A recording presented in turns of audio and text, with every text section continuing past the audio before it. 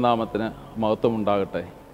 സകല സൃഷ്ടികളുടെയും ചരാചരങ്ങളുടെയും നാഥനും സകലത്തെയും നന്നായി കാണുകയും ചെയ്യുന്ന ദൈവത്തിൻ്റെ വചനത്തിൻ്റെ ആദ്യത്തെ മൊഴികൾ വേദപുസ്തകത്തിൻ്റെ ആദ്യ പുസ്തകമായ ഉൽപ്പത്തി പുസ്തകത്തിൻ്റെ 1-ാം അധ്യായം വേദപുസ്തകത്തിൻ്റെ തന്നെ ഒരു ആമുഖമാണ്. ഈ ആമുഖത്തിൽ ദൈവം ലോകത്തെ സൃഷ്ടിച്ചുവെന്നും ഈ ലോകത്തെ ദൈവം നല്ലത് എന്ന് കണ്ടുവെന്നും വളരെ നന്നായി എഴുതിയിരിക്കുന്ന 7 ഘട്ടങ്ങളായി ആ ഘട്ടങ്ങളെ ദിവസങ്ങൾ എന്ന പേരിൽ അവതരിപ്പിക്കുകയും ചെയ്യുന്ന വളരെ സുന്ദരമായ ഒരു വിവരണമാണ് വിശുദ്ധ വേദപുസ്തകത്തിൻ്റെ 1-ാം അധ്യായം. ആദിയിൽ ദൈവം ആകാശവും ഭൂമിയും സൃഷ്ടിച്ചുവെന്നും അതും പാഴും ശൂന്യവുമായി കാണപ്പെട്ടുവെന്നും അതിൽ ദൈവികമായ പ്രകാശം ഉണ്ടാകട്ടെ എന്ന ദൈവത്തിൻ്റെ ആദ്യ വചനങ്ങളിലൂടെ പ്രകാശം കടന്നു വന്നപ്പോൾ ഭൂമിയുടെ സകല നന്മകളും കാണുവാൻ സാധ്യമാകത്തക്ക വിധം ആ പ്രകാശം ഭൂമിയെ ജീവൻ്റെ കേദാരമാക്കി തീർത്തുവെന്നും വിവരിക്കുന്ന വളരെ സുന്ദരമായ വിവരണമാണ് 1-ാം അധ്യായം. ഓരോ ദിവസവും ഭൂമി എത്രമാത്രം സുന്ദരമായി തീരുന്നുവെന്നും ദൈവം തൻ്റെ പ്രവൃത്തിയെയും തൻ്റെ പ്രവൃത്തിയുടെ അനന്തരഫലമായ ഭൂമിയെയും കണ്ടിട്ട് ഇതെത്ര നന്നായിരിക്കുന്നു എന്ന് വളരെ നന്നായി വിലയിരുത്തുകയും ചെയ്ത ഈ ഭൂമി, ഈ സുന്ദരമായ ഭൂമിയെപ്പറ്റിയുള്ള ആമുഖത്തിൻ്റെ ആദ്യത്തെ 5 വചനങ്ങളിൽ ചില മർമ്മങ്ങൾ ഗ്രഹിക്കാം എന്ന് നാം ആഗ്രഹിച്ചു പോവുകയാണ്. ഉൽപ്പത്തി പുസ്തകം 1-ാം അധ്യായം 1 മുതൽ 5 വരെയുള്ള വാക്യങ്ങളിൽ ദൈവം തൻ്റെ ലോകവുമായി ബന്ധപ്പെട്ട് ദൈവവും തൻ്റെ വിസ്തൃതമായ ലോകവും തമ്മിലുള്ള ബന്ധത്തിൽ ദൈവം എങ്ങനെ ലോകത്തെ കാണുന്നെന്നും ലോകത്തെ രൂപാന്തരപ്പെടുത്തുന്നു എന്നുമുള്ള ഈ സംഭവത്തെ നമ്മുടെ ജീവിതത്തിൽ ഞാനെന്ന ഒരു കുഞ്ഞു മനുഷ്യനും ഞാനെന്ന കുഞ്ഞു മനുഷ്യൻ്റെ ഒരു കുഞ്ഞു ലോകവും എങ്ങനെ ബന്ധപ്പെട്ടിരിക്കുന്നു എന്നതാണ് ഇന്ന് നമ്മൾ ധ്യാനിക്കുന്നത്. ഞാൻ എൻ്റെ കുഞ്ഞ് ലോകത്തെ കാണുന്നത് ഏതു വിധത്തിലാകണം, ഞാൻ എൻ്റെ കുഞ്ഞു ലോകത്തിൽ എങ്ങനെ വർത്തിക്കണം, ഇത് എങ്ങനെയാണ് ദൈവത്തിൽ കാണുവാൻ സാധിക്കുന്നത് എന്നതാണ്. ദൈവം തൻ്റെ ലോകവുമായുള്ള ഇടപെടലുകൾ എങ്ങനെയായിരുന്നു എന്നത് നമുക്ക് മാതൃകയാക്കാൻ പറ്റുന്ന വിധത്തിലാണ് ഇന്നത്തെ ധ്യാനം ചിട്ടപ്പെടുത്തിയിരിക്കുന്നത്.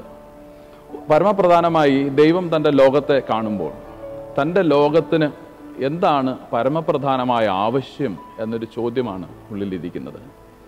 തൻ്റെ ലോകം പാഴും ശൂന്യവുമായി കാണപ്പെടുന്നു. പാഴും ശൂന്യവുമായി കാണപ്പെടുന്ന ഈ ലോകത്തെ എന്ത് നൽകുകയാണ്, എന്താണ് ഞാൻ ആദ്യമായിട്ട് നൽകേണ്ടത് എന്ന ചോദ്യം. എൻ്റെ ലോകത്തിൻ്റെ പരമപ്രധാനമായ ആവശ്യം എന്താണ്? നമ്മൾ സ്കൂളിലൊക്കെ പഠിക്കുന്നത് നമ്മളുടെ അടിസ്ഥാനപരമായ ആവശ്യം എന്ന് പറയുന്നത് ഭക്ഷണം, വസ്ത്രം, പാർപ്പിടം എന്നൊക്കെയാണ്. നമ്മുടെ പലപ്പോഴുമുള്ള പ്രാർത്ഥനകൾ പോലും അങ്ങനെയാണ്. നല്ല ഭക്ഷണം വേണം, നല്ല പാർപ്പിടം വേണം, നന്നായി ജീവിക്കുവാൻ സാധിക്കണം. അങ്ങനെ ഭക്ഷണവും വസ്ത്രവും പാർപ്പിടവും ചേർന്ന് കഴിയുമ്പോൾ ഒരു ലോകം പൂർണ്ണമാകുമോ എന്നതാണ്. അങ്ങനെയെങ്കിൽ ഈ വികസിതമായ രാജ്യങ്ങളിലൊക്കെ സുന്ദരമായ ലോകങ്ങൾ ഉണ്ടാകുമായിരുന്നു എന്നതാണ്. എൻ്റെ ലോകം പാഴും ശൂന്യവുമായിരിക്കുന്ന സാഹചര്യത്തിൽ പാഴും ശൂന്യവുമായി കാണപ്പെടുന്ന എൻ്റെ ലോകത്തിൻ്റെ പ്രധാന ആവശ്യം എന്താണ് എന്ന ചോദ്യത്തിൽ നിന്നാണ് ദൈവം ഒരു ഉത്തരം നൽകുന്നത്. ദൈവം പറയുകയാണ് വെളിച്ചമുണ്ടാകട്ടെ എന്നതാണ്. ദൈവം മനസ്സിലാക്കുകയാണ് ലോകത്തിന് പരമപ്രധാനമായ ആവശ്യം പ്രകാശമാണ് എന്നത്. അതുകൊണ്ട് ലോകത്തിൻ്റെ പക്ഷത്ത് നിന്ന് നമ്മൾ നോക്കുമ്പോൾ നമ്മൾ ദൈവത്തോട് ശരിക്കും യാചിക്കേണ്ടത് 1-ാമത്തെ പ്രാർത്ഥന എന്ന് പറയുന്നത് ദൈവമേ എനിക്ക് വെളിച്ചം തരണമേ എന്നതാണ്, പ്രകാശം തരണമേ എന്നതാണ്, ഉള്ളിൽ എനിക്ക് വെളിച്ചമുണ്ടാകണമേ എന്നതാണ്. വെളിവുണ്ടാകണം എന്ന പ്രാർത്ഥനയാണ് ഒരു മനുഷ്യനിൽ നിന്ന്, ഒരു ലോകത്തിൽ നിന്ന്, ഒരു സഭയിൽ നിന്നുണ്ടാവേണ്ടത്. ഇരുൾവാസികളാകുന്ന ഞങ്ങളെ ശോഭ നിറഞ്ഞ ആലയത്തിൽ വസിക്കുന്ന ദൈവമേ, നിന്റെ വെളിച്ചത്തിൻ്റെ കതിരുകൾ, രശ്മികൾ ഞങ്ങളിലേക്ക് അയച്ച് ഞങ്ങളെ പ്രകാശിതരാക്കി ഞങ്ങളിൽ നിന്ന് ദുശ്ചിന്തയും ദുർമോഹവും മാറ്റണമേ. എത്ര സുന്ദരമായിരിക്കുകയാണ്. നമ്മുടെ പിതാക്കന്മാർ പറയുകയാണ് നമ്മൾ ദൈവത്തോട് ആദ്യം പ്രാർത്ഥിക്കേണ്ടത് വെളിച്ചത്തിന് വേണ്ടിയിട്ടാണ്. ആ വെളിച്ചം നമ്മളുടെ ഉള്ളിലേക്ക് വരുമ്പോഴാണ്, ആഴങ്ങളിലുള്ള ഇരുട്ട് മാറുമ്പോഴാണ് ശരിക്കും ലോകം സുന്ദരമാകുന്നത്. നമ്മളുടെ ലോകം സുന്ദരമാകാൻ ആദ്യം വരേണ്ടത് നമ്മളുടെ ആഴത്തിന്മേലുള്ള ഇരുട്ടാണ്. വേദപുസ്തകം വളരെ വ്യക്തമായി പറയുന്നു ഭൂമി പാഴും ശൂന്യവുമാണ്, കാരണം അതിൻ്റെ ആഴങ്ങളിൽ ഇരുട്ടായിരുന്നു എന്നതാണ്.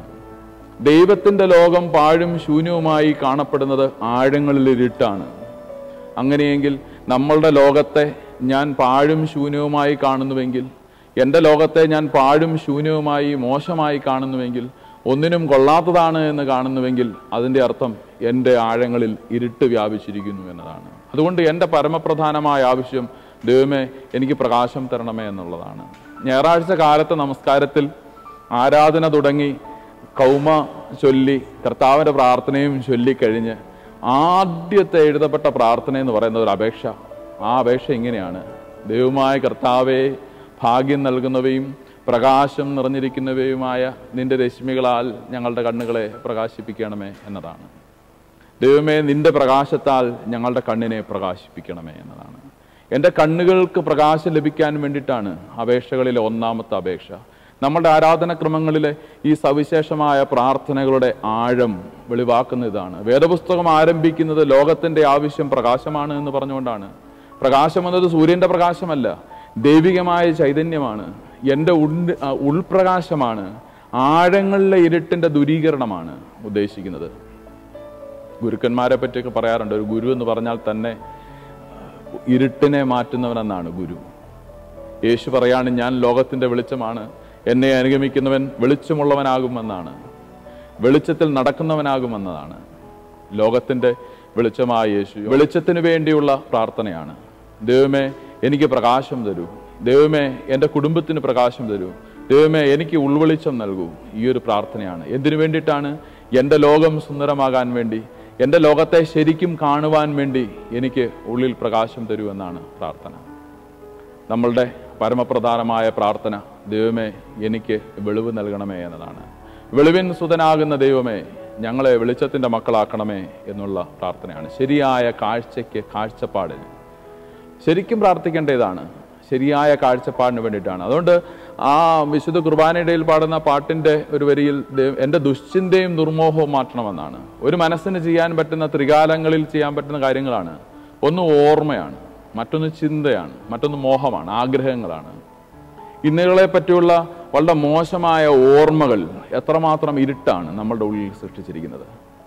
നമ്മളുടെ വർത്തമാനകാലത്തെ ഇന്നത്തെ നമ്മളുടെ ചിന്തകൾ, ദുർചിന്തകൾ എത്രമാത്രമാണ് നമ്മളുടെ ഉള്ളിനെ ഇരുട്ടാക്കിക്കൊണ്ടിരിക്കുന്നത്. നമ്മളുടെ ദുർമോഹങ്ങൾ, അയൽക്കാരനുള്ളതൊക്കെ എനിക്ക് വേണമെന്ന് ആഗ്രഹിക്കുന്ന, അന്യൻ്റെ മുതൽ ആഗ്രഹിക്കുന്ന, അന്യനെ പോലെ ആകുവാൻ ആഗ്രഹിക്കുന്ന, മറ്റുള്ളവരുടെതെല്ലാം സ്വന്തമാക്കാൻ ആഗ്രഹിക്കുന്ന ദുർമോഹം, ദുരാഗ്രഹം, അത്യാഗ്രഹം, ഇതൊക്കെ ചേർന്ന് ഉണ്ടാക്കുന്ന ഇരുട്ടത്ര ഗംഭീരമാണ് എന്നതാണ്. ഈ ഗംഭീരമായ ഇരുട്ടിൻ്റെ ശമനത്തിന് വേണ്ടിയിട്ടാണ് നമ്മൾ പ്രാർത്ഥിക്കുന്നത്. വേദങ്ങൾ പോലും അതാണ് അസത്തോമ സദ്ഗമയ, തമസോമ ജ്യോതിർഗമയ, മൃത്യോർമ അമൃതം ഗമയ. ഇതാണ് പ്രാർത്ഥിക്കുന്നത്. മരണത്തിൽ നിന്നും ഇരുട്ടിൽ നിന്നും ഞങ്ങളെ രക്ഷിക്കണമേ എന്നതാണ്. അസത്യത്തിൽ നിന്ന് ഞങ്ങളെ രക്ഷിക്കണമെന്നാണ്. ഇതെല്ലാം ഏതാണ്ട് ചേർന്നാണ്. അസത്യവും ഇരുട്ടും മരണവും ചേർന്നുള്ള ഒരു കൂട്ടുകെട്ടിൽ നിന്ന് ജീവനിലേക്ക്, വെളിച്ചത്തിലേക്ക്, സത്യത്തിലേക്ക് ഞങ്ങളെ നയിക്കണമേ എന്ന പ്രാർത്ഥനയാണ്. അതുകൊണ്ട് ഇന്ന് ഈ വചനം കേൾക്കുന്ന എല്ലാവരും അറിഞ്ഞിരിക്കേണ്ട ഒരു പ്രധാനപ്പെട്ട കാര്യം, എൻ്റെ കുടുംബത്തിന് ഏറ്റവും കൂടുതൽ വേണ്ടത് സ്വത്തുക്കളല്ല, സൗഖ്യമല്ല, സുഖമല്ല. എൻ്റെ ജീവിതത്തിൽ എനിക്ക് വേണ്ടത് എൻ്റെ ലോകത്തെ ശരിയായി കാണുവാൻ വേണ്ട വെളിച്ചമാണ്. എൻ്റെ ലോകത്തെ നന്നായി കാണുവാനുള്ള പ്രകാശമാണ്. എന്നെ പ്രകാശിപ്പിക്കുന്ന ദൈവികമായ പ്രകാശം എൻ്റെ ഉള്ളിലേക്ക് വരിക എന്നുള്ളതാണ്. എൻ്റെ ഉള്ളം പ്രകാശം കൊണ്ട് നിറയട്ടെ. എൻ്റെ ഉള്ളം ദൈവത്തിൻ്റെ ചൈതന്യം കൊണ്ട് നിറയ്ക്കട്ടെ. എൻ്റെ ഉള്ളം ദൈവത്തിൻ്റെ പരിജ്ഞാനം കൊണ്ട് നിറയട്ടെ. അപ്പോൾ എനിക്ക് എൻ്റെ ലോകത്തെ വളരെ സുന്ദരമായി കാണുവാൻ സാധിക്കും. ഒന്നാമത്തെ ചോദ്യത്തിൻ്റെ ഉത്തരം നമ്മൾ പറഞ്ഞു കഴിയുകയാണ്. എന്താണ് എൻ്റെ ലോകത്തിൻ്റെ ഏറ്റവും പരമപ്രധാനമായ ആവശ്യം? എൻ്റെ ലോകത്തെ നന്നായി കാണുവാനുള്ള, എൻ്റെ ലോകത്തിൻ്റെ നന്മകൾ കാണുവാനുള്ള ശരിയായ പ്രകാശവും കാഴ്ചപ്പാടുമാണ് ആവശ്യം. അതെവിടെ നിന്ന് വരുന്നു? ദൈവത്തിൽ നിന്ന് വരുന്നു.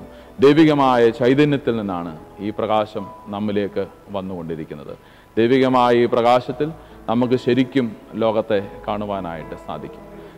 ദൈവികമായ ഈ പ്രകാശത്തിൽ ശരിക്കും ലോകത്തെ കാണുവാൻ സാധിക്കുമ്പോഴാണ് നമ്മളുടെ കാഴ്ച സത്യസന്ധമാകുന്നത്. സത്യമായ കാഴ്ചകൾ ഉണ്ടാവുന്നപ്പോഴാണ്. ശ്രീ ശങ്കരാചാര്യരുടെ ഒരു ഉപമയുണ്ട്. അദ്ദേഹം പറയുന്നൊരു ഉപമയാണ്, മായയെപ്പറ്റി പറയാനായിട്ടാണ് ഉദ്ദേശിക്കുന്നത്. മായയെപ്പറ്റി പറയാൻ അത് ഉദ്ദേശിക്കുമ്പോൾ അദ്ദേഹം പറയുന്നത്, ഒരു മനുഷ്യൻ ഇരുട്ടിലൂടെ നടന്നു പോവുകയാണ്. അപ്പോൾ ഇങ്ങനെ വഴിയിലൊരു പാമ്പ് കിടക്കുകയാണ്. ഈ പാമ്പിനെ കൊല്ലുന്നതിന് വേണ്ടിയിട്ട് ഒരു ചൂട്ടും കത്തിച്ചുകൊണ്ട് വന്ന് നോക്കുമ്പോൾ ആ പാമ്പല്ലെന്നും ചുരുണ്ട് പിണഞ്ഞ് കിടക്കുന്ന ഒരു കയറിൻ്റെ കഷ്ണമായിരുന്നു തിരിച്ചറിയാണ്. ഇതാണ് നമ്മളുടെ കാഴ്ചകളുടെ ഒരു പ്രത്യേകതയാണ്. നമ്മൾ ശരിയായ വെളിച്ചത്തിൽ മാത്രമേ ഈ ലോകത്തിൻ്റെ നന്മ കാണാനായിട്ട് സാധിക്കത്തുള്ളൂ. എൻ്റെ ലോകം പാഴും ശൂന്യമായിരിക്കുന്നു എന്ന് പറഞ്ഞുകൊണ്ട് ആരംഭിക്കുന്നിടത്ത് ദൈവം വെളിച്ചം നൽകുകയാണ്. നിന്റെ ലോകം പാഴും ശൂന്യമായിരിക്കുന്നതിൻ്റെ കാരണം ശരിയായ പ്രകാശമില്ലാത്തതുമാണ്. നിന്റെ ഉള്ളിൽ ശരിയായ പ്രകാശം ഇല്ലാത്തതുകൊണ്ടാണ് എന്നതാണ്. അങ്ങനെ നമ്മൾ രണ്ടാമത്തെ ഒരു ചോദ്യത്തിലേക്ക് പോവുകയാണ്. രണ്ടാമത്തെ ചോദ്യം, നമ്മുടെ ലോകത്തെ സുന്ദരമാക്കുന്നതും വിരൂപമാക്കുന്നതും ആരാണ് എന്നതാണ്. നമ്മുടെ ലോകത്തിൻ്റെ സൗന്ദര്യം ആരാണ് നൽകുന്നത് എന്നതാണ്. ചിലരൊക്കെ പറയാറുണ്ട്, എൻ്റെ ലോകം എത്ര മോശമാണ്, ഞാൻ വിവാഹിതയായി വന്നിരിക്കുന്ന വീട് എത്ര മോശമാണ്, ഞാനും എൻ്റെ ഭാര്യയൊക്കെ അടങ്ങുന്ന ലോകം എത്ര വിരൂപമാണ്, എൻ്റെ ഭർത്താവിൻ്റെ മാതാപിതാക്കളും ഒക്കെ ചേർന്നുള്ള ജീവിതം എത്ര ദുരന്തമാണ്, ഞാൻ ജോലി ചെയ്യുന്ന ഓഫീസ് എത്ര പാഴും ശൂന്യമാണ്, എൻ്റെ മക്കൾ ഒരു ഗുണവുമില്ലാത്തതാണ്. ഇങ്ങനെയൊക്കെ പറയുന്ന ധാരാളം, എൻ്റെ ജന്മം തന്നെ പാഴാണ് എന്ന് ചിന്തിക്കുന്ന ധാരാളം ആൾക്കാരെ കണ്ടിട്ടുണ്ട്. ഇവിടെ ഈ വേദപുസ്തകം ആരംഭിക്കുമ്പോൾ കാണുന്ന ഒരു കാര്യം, ഭൂമി പാഴും ശൂന്യമായിരുന്നു എന്നതാണ്. ഭൂമി പാഴും ശൂന്യവുമായിരുന്നു എന്നൊരു കമൻ്റാണ് അവിടെ രേഖപ്പെടുത്തിയിരിക്കുന്നത്. അത് ദൈവത്തിൻ്റെ ഒരു അഭിപ്രായമായിട്ടല്ല. അവിടെ എഴുത്തുകാരൻ്റെ ഒരു കമൻ്റാണ് ഭൂമി പാഴും ശൂന്യമായിരുന്നു എന്നത്. അവിടെയാണ് ദൈവം പ്രകാശമയച്ചിട്ട് ദൈവം അതിനെ തിരിഞ്ഞു നോക്കിയിട്ട് കാണുകയാണ് ഇതെത്ര നല്ലത് എന്ന് കാണുകയാണ്. അന്നേരം ദൈവം നല്ലത് എന്ന് കണ്ടു എന്നതാണ്. അന്നേരം നല്ലത് എന്ന് കണ്ടു എന്ന് പറയുമ്പോൾ ഇതൊരു കാഴ്ചപ്പാടാണ്. ഞാൻ കാണുന്നത് എങ്ങനെ എന്നതാണ് പ്രധാനം. എൻ്റെ പെർസ്പെക്റ്റീവാണ് പ്രധാനം, എൻ്റെ കാഴ്ചപ്പാടാണ് പ്രധാനം. എൻ്റെ ഭൂമിയെ പാഴും ശൂന്യവുമായ വിധത്തിൽ എനിക്ക് കാണാൻ സാധിക്കും, എൻ്റെ ഭൂമിയെ നല്ലത് എന്ന വിധത്തിലും കാണാൻ സാധിക്കും. ദൈവത്തിൻ്റെ വളരെ അനുഗ്രഹീതമായൊരു എൻട്രി പ്രകാശത്തോടെയാണ്. വളരെ സുന്ദരമായ തൻ്റെ തേജസ്സിൽ തൻ്റെ ലോകത്തെ കാണുമ്പോൾ താൻ തന്നെ ജ്വലിച്ചു നിൽക്കുന്നതിനാൽ തൻ്റെ ദിവ്യമായ പ്രകാശത്തിൽ പ്രഭയിൽ ഈ ലോകത്തിൻ്റെ നന്മകൾ റിഫ്ലക്റ്റ് ചെയ്യുക. ഞാൻ ആഗ്രഹിക്കുന്നതാണ് റിഫ്ലക്റ്റ് ചെയ്യുന്നത്. ലോകത്തിൻ്റെ നന്മ കാണാൻ സാധിക്കുന്ന ദൈവത്തിൻ്റെ കണ്ണുകൾ, അതാണ് ഇതിൻ്റെ ഒരു സൗന്ദര്യം. ലോകം നല്ലത് എന്നല്ല, ലോകം നല്ലത് എന്ന് പറയുന്നതിന് പകരം ഞാൻ ലോകത്തെ നല്ലതെന്ന് കണ്ടു എന്നാണ്. ഇതൊരു കാഴ്ചയാണ്, ദൈവികമായ കണ്ണുകളിലൂടെയുള്ള ദിവ്യമായ കാഴ്ചയാണ്. ദൈവത്തിൻ്റെ കണ്ണുകളിലൂടെ മാത്രമേ നമുക്ക് ഒരു ലോകത്തിൻ്റെ നന്മ കാണാൻ സാധിക്കുകയുള്ളൂ. ഉള്ളിൽ പ്രകാശമില്ലാതെ, കണ്ണുകളിൽ ദൈവത്തിൻ്റെ തേജസ് ഇല്ലാതെ നമുക്ക് നമ്മളുടെ ലോകത്തിൻ്റെ നന്മ കാണാൻ സാധിക്കത്തില്ല. നമ്മളല്ലാതെ എപ്പോൾ നോക്കിയാലും ഇത് പാഴും ശൂന്യവുമായ അവസ്ഥകൾ മാത്രമായിരിക്കും കാണുവാൻ സാധിക്കുക. അതുകൊണ്ട് എൻ്റെ ലോകത്തെ സൗന്ദര്യവത്താക്കി തീർക്കുന്നതും എൻ്റെ ലോകത്തെ പാഴായി കാണുവാനിടയാകുന്നതും ഒക്കെ എൻ്റെ കാഴ്ചപ്പാടുകളിലൂടെയാണ്.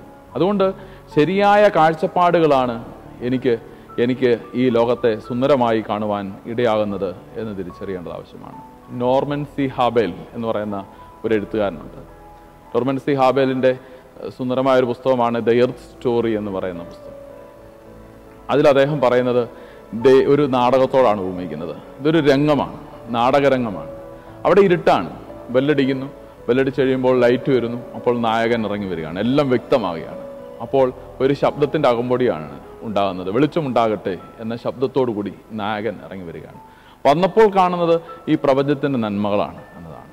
അരങ്ങ് മുഴുവൻ ഇതിനു മുൻപേ അവ്യക്തമായിരുന്നു, അത് സത്യമല്ലായിരുന്നു.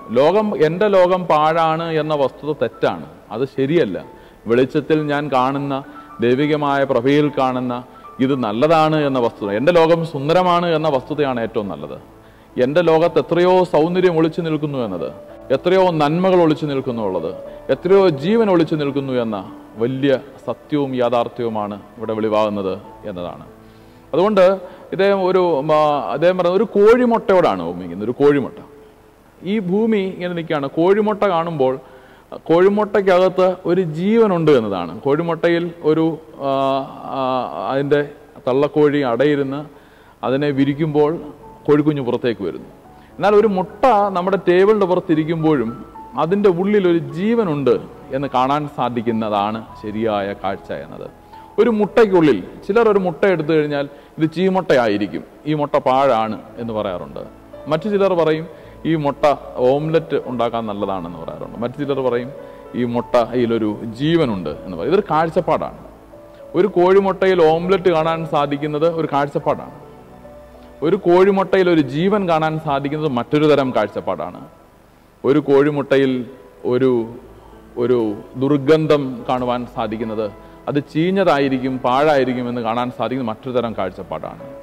ഇവിടെ ഒരേ മുട്ടയാണ്, പക്ഷേ കാഴ്ചപ്പാടുകൾ ഡിഫറൻ്റ് ആണ്. എന്ന് പറയുന്നത് പോലെ ഭൂമി എന്ന് പറയുന്നത് അനന്തമായ സാധ്യതകളുള്ള സ്ഥലമായിരുന്നു. ഫലഭൂയിഷ്ടമായ സ്ഥലമാണ്. ഒരൊറ്റ വാക്കുകൊണ്ട് ഉണരാൻ പറ്റുന്ന ജീവനായിരുന്നു അതിൽ. ഉണ്ടാകട്ടെ എന്ന് പറയുമ്പോൾ വെളിച്ചമുണ്ടാകുന്നു, ഉണ്ടാകട്ടെ എന്ന് പറയുമ്പോൾ സസ്യങ്ങൾ മുളച്ചു വരുന്നു. ഇതിൻ്റെ എല്ലാം അനന്തമായ സാധ്യതകളായിരുന്നു ഈ ഭൂമിയിൽ ഉണ്ടായിരുന്നത്. അതാണ് നോർമൻ സി ഹാബേൽ പറയുന്നത്, ഭൂമി പാഴും ശൂന്യമാണ് എന്ന് പറയുന്നത് അനന്തമായി സാധ്യതകളെ കണ്ടെത്താൻ സാധിക്കാതെ വരുമ്പോഴാണ്. എന്നാൽ ദൈവം ഉണ്ടാകട്ടെ എന്ന വാക്കിലൂടെ ദൈവത്തിൻ്റെ ആത്മാവ് ഒരു കോഴി മുട്ടയ്ക്ക് അടയിരിക്കുന്നത് പോലെ ഈ വെള്ളത്തിന്മേൽ, ഈ ഭൂമിയിന്മേൽ പരിവർത്തിച്ചു എന്നാണ് പറയുന്നത്.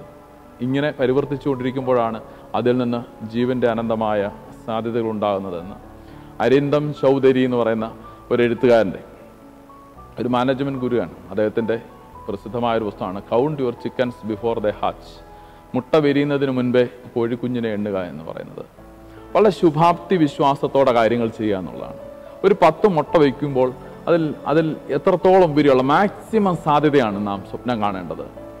ആ 10 മുട്ടയും വിരിഞ്ഞ് കുഞ്ഞുങ്ങൾ ഉണ്ടാവുന്നത് കാണുവാൻ സാധിക്കുന്നത്. മുട്ട വെക്കുമ്പോഴേ ഇതെത്ര ചീമുട്ട ഉണ്ടാവുമെന്ന് ചിന്തിച്ചല്ല അടവെക്കുന്നത് എന്ന് പറഞ്ഞതുപോലെ count your chickens before the hatch, മുട്ട വിരിയുന്നതിന് മുൻപേ അതിൽ കോഴിക്കുഞ്ഞുങ്ങളെ കാണാനും എണ്ണുവാനും സാധിക്കണം എന്ന് പറയുന്നതാണ്.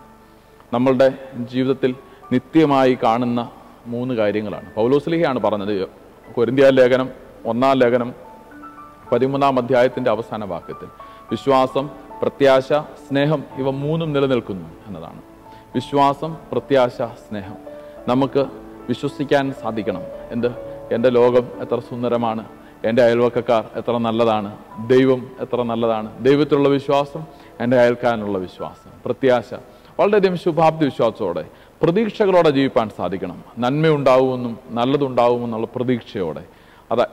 അത് ദൈവത്തിൽ നിന്നുള്ള പ്രത്യാശ മാത്രമല്ല, ദൈവത്തോടുള്ള പ്രത്യാശ മാത്രം, അയൽക്കാരനോട്, നമ്മുടെ വീട്ടിലുള്ളവരോട് എല്ലാം നന്നായി പര്യവസാനിക്കുമെന്നും നന്നാവുമെന്നുമുള്ള ഒരു പ്രതീക്ഷ. അത് ദൈവത്തിലും പ്രതീക്ഷ വേണം. നമ്മുടെ ചുറ്റുപാടുകൾ, നമ്മുടെ കൂടെ പാർക്കുന്നവരോടും ആ ഒരു പ്രതീക്ഷയും പ്രത്യാശയും വെച്ച് പുലർത്തണം. സ്നേഹം, ദൈവത്തെ സ്നേഹിക്കണം, അതുപോലെ അയൽക്കാരനെയും സ്നേഹിക്കണം. ഈ 3 എണ്ണത്തിനും ഒരു തിരശ്ചീനമായിട്ടുള്ള ഒരു ആപ്ലിക്കേഷനും അതുപോലെ നമുക്ക് സമാന്തരമായിട്ടുള്ള ലംബമായിട്ടുള്ളതും തിരശ്ചീനമായിട്ടുള്ളതുമായ വെർട്ടിക്കൽ ആൻഡ് ഹൊറിസോണ്ടൽ ഡയമെൻഷനിൽ ഈ ബന്ധങ്ങളെല്ലാം കാണാനായിട്ട് സാധിക്കും. വിശ്വാസം, പ്രത്യാശ, സ്നേഹം, വളരെയധികം ശുഭാപ്തി വിശ്വാസം. ലോകത്തെ വിശ്വസിക്കണം, അയൽക്കാരെ വിശ്വസിക്കണം. എല്ലാവരെയും സംശയത്തിൽ കാണുകയില്ല, എല്ലാം ദുരന്തമായി തീരുമെന്ന് സംശയിക്കുകയല്ല, എല്ലാം ഒരു ശുഭാപ്തി വിശ്വാസത്തോടെ കാണാൻ സാധിക്കണം. എൻ്റെ ലോകത്തിൻ്റെ സൗന്ദര്യം ആരാണ് നൽകുന്നത്? അത് ഞാൻ തന്നെയാണ്. എങ്ങനെയാണ് അത് എൻ്റെ ലോകത്തെ സുന്ദരമാക്കുന്നത്? എൻ്റെ കാഴ്ചപ്പാടുകളാണ്. നമ്മൾ എന്താണ് സാധാരണ എണ്ണുക? നമ്മളൊരു റോസാ ചെടി നമ്മുടെ വീട്ടിന് മുന്നിലുണ്ട്, അതിൽ പൂക്കൾ കിളിക്കാറുണ്ട്. നമുക്ക് ഇപ്പോൾ പെട്ടെന്ന് ചോദിച്ചു കഴിഞ്ഞാൽ ഒരിക്കലെങ്കിലും ആരെങ്കിലും അതിലെ മുള്ളുകൾ എണ്ണാറുണ്ടോ? നമുക്ക് അറിയാം മുള്ളുകളാണ് എണ്ണം കൂടുതലെന്നറിയാം, പക്ഷേ നമ്മൾ ആരും ഒരു റോസാ ചെടിയുടെ മുള്ളുകൾ എണ്ണാറില്ല. നമ്മൾ എണ്ണുന്നത് പൂക്കളെയാണ്. എണ്ണം കൂടുതൽ മുള്ളുകളാണെങ്കിലും നമ്മൾ എണ്ണുന്നത് പൂക്കളെയാണ്.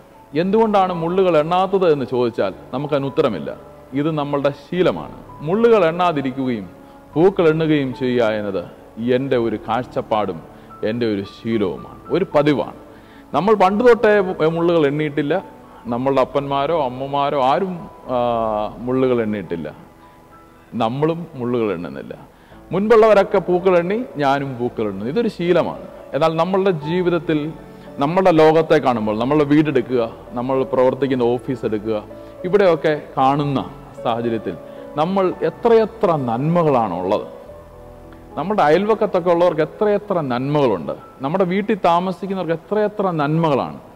പക്ഷേ നമ്മൾ അവരുടെ 100 നന്മകളുണ്ടെങ്കിലും ആ 100 നന്മയും കാണാതെ ഒരു കുഴപ്പം മാത്രം കാണുകയാണ്. ആ ഒരു കുഴപ്പം ഹൈലൈറ്റ് ചെയ്തിട്ട് നമ്മൾ പറയുകയാണ് ഇത് പാഴാണ്, ശൂന്യമാണ്. നമ്മളുടെ ശരീരത്തിലെ എല്ലാ അവയവങ്ങളും നന്നായി പ്രവർത്തിക്കുന്നു. ഒരു പാൻക്രിയാസിസോ അല്ലെങ്കിൽ ഒരു കണ്ണോ ഒരു കരളോ ഏതെങ്കിലും അവയവം ഒന്ന് ഡാമേജ് ആയാൽ, എന്തിന് ഒരു കാലിൻ്റെ നഖമെങ്കിലും ഒന്ന് കേടായാൽ നമുക്ക് പിന്നെ ദുഃഖമാണ്. ഒരു പല്ലുവേദനയോ ഒരു കണ്ണുവേദനയോ തലവേദനയോ ഒക്കെ ഉണ്ടായാൽ ഈ ശരീരം മുഴുവൻ സുഖമായിട്ടിരിക്കുന്നു, പക്ഷേ ഒരസുഖത്തെ ഓർത്ത് നമ്മളുടെ ജീവിതം തകർത്ത് കളയാറുണ്ട്. എൻ്റെ ലോകം പാഴും ശൂന്യവുമാണെന്ന് പറയുന്നതിനകത്ത് ഒന്നോ രണ്ടോ കുഴപ്പങ്ങൾ കണ്ടിട്ടാണ്.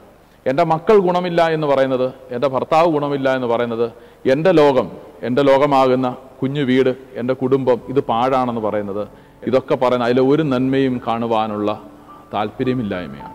അപ്പോൾ എൻ്റെ ലോകത്തെ നന്നായി കാണുന്നതിനും എൻ്റെ ലോകത്തെ മോശമായി കാണുന്നതിനും ഉത്തരവാദി ആരാണ്? എൻ്റെ ലോകം നന്നായിരിക്കേണ്ടതിൻ്റെയും എൻ്റെ ലോകം മോശമായി കാണുന്നതിൻ്റെയും ഉത്തരവാദി ഞാൻ തന്നെയാണ്. ദൈവം വിളക്കായി ഇറങ്ങി വരുമ്പോൾ നന്നായി കാണുകയാണ്. എൻ്റെ വീട്ടിലെ വിളക്കാരാണ്? എൻ്റെ വീട്ടിൽ വിളക്കാരാണ് കത്തിക്കുക? എൻ്റെ വീട്ടിൽ ആനന്ദങ്ങൾക്ക് തിരികൊളുത്തുന്ന ആരാണ്? എൻ്റെ വീട്ടിൽ സന്തോഷങ്ങൾക്ക് തിരികൊളുത്തുന്ന ആരാണ്? നമ്മളെപ്പോഴും പറയുന്നത് വീട്ടിൽ മറ്റാരെങ്കിലും വിളക്കായിരുന്നെങ്കിൽ വെളിച്ചം കാണാമായിരുന്നു. ഇതാണ് നമ്മുടെ പരിഭവം. എൻ്റെ ഭാര്യ നന്നായിരുന്നെങ്കിൽ എൻ്റെ വീട് നന്നായേനെ, എൻ്റെ അമ്മ നന്നായിരുന്നെങ്കിൽ എൻ്റെ വീട് നന്നായേനെ.